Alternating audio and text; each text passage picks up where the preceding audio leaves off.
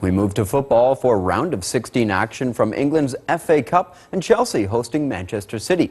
This will be the Blues' first match since having their 12-game unbeaten run ended by Paris Saint-Germain in the Champions League action last week, and Guus Hiddinck's men were looking to get the revival back on track against the understrength Citizens. With the visitors looking ahead to their trip to Dynamo Kiev in the Champions League, Manuel Pellegrini fields an inexperienced starting lineup. And the hosts take advantage as Diego Costa finds the back of the net in the 35th minute. He's recovering from a broken nose, but his head is just fine. But Man City would push back 2 minutes later as David Fapula makes it 1-1 after Kelechi Iheanacho's cross leaves Chelsea's goalkeeper well out of position.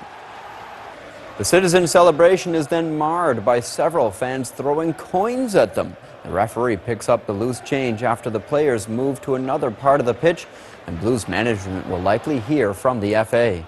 After halftime, Eden Hazard finds Willian. The Brazilian puts the home team back in front, making it 2-1 in the 48th minute.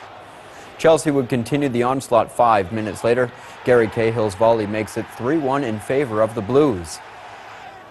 Then Hazard increases the margin to 4-1 on a free kick in the 66th minute as the home team keeps wearing down their opponents. Then in the 74th minute, Bertrand Traoré is brought down by Martin Demichelis, giving Chelsea a chance to put up a 5 spot. Oscar's hesitation fault allows Willy Caballero to bat down his penalty kick. Nice save. Oscar later finds Traoré in the 89th minute with his header glancing in off the post and out of Caballero's reach, wrapping up a 5-1 victory for the Blues. I don't like to go into in words which are not normal, but it's the temple of football. If you FA Cup winning, it's beautiful worldwide. So we must be careful not to devaluate this. I think that one of the most important things that we must do here in England is to try to help English teams that are playing Champions Leagues. We cannot take the risk if I have just 13 players in this moment. If I have 20 players and I rest the 20 players, maybe that can be.